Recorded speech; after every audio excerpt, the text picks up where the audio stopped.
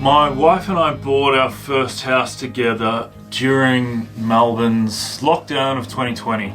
And at that time, we weren't allowed to leave the city for anything. And so we took a massive risk and we put an offer on a property in the country that we thought looked like our dream house.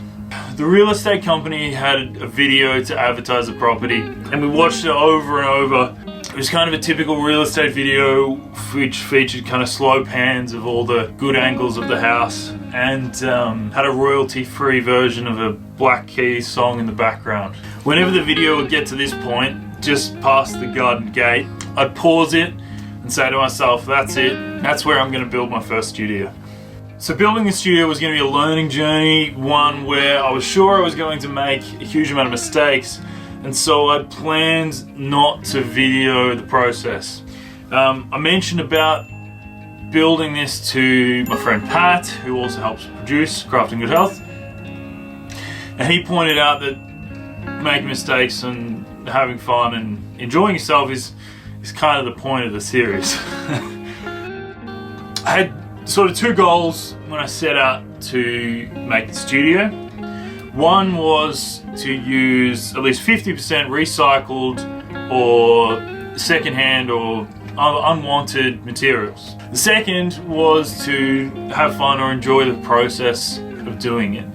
I knew it would be a massive challenge, but I didn't want to do it and get to the end and not have enjoyed the journey of making it.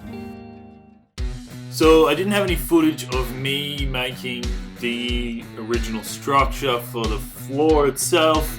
Instead, I've only just got this quick video of me in a Superman shirt cutting the pieces to size. So I stuck yellow tongue that I got secondhand on Gumtree to the base with liquid nails and nails.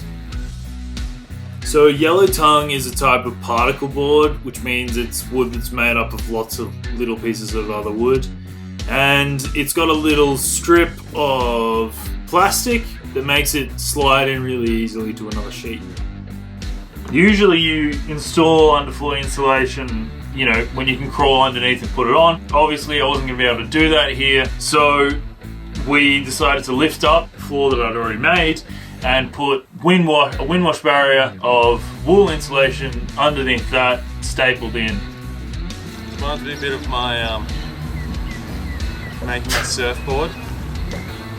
Oh god. I'll give you make a surfboard. Yeah. I remember I'll one try and time. lift it. Do you want to slip that one out? I remember one time, no one really came down checking it out too much, like none of my housemates. And one time he did, and just nothing was working. The floor.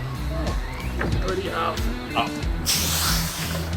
So all the treated pine that I used for the floor was taken from a rubbish bin at a construction site.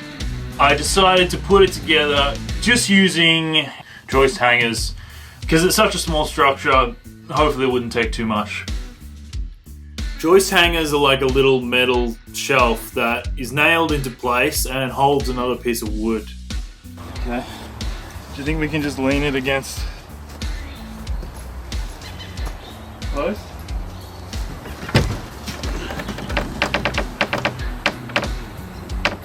A bit of flex there. So insulation is made from wool as well as lots of tiny pieces of glass. Shorts and a t-shirt was a terrible idea. I felt like needles and pins are in my arms and legs for quite a long time. It was very stupid. I used preset concrete foundation blocks, and I also used a heap of rocks that I dug out of the ground around the side of the house as the foundations.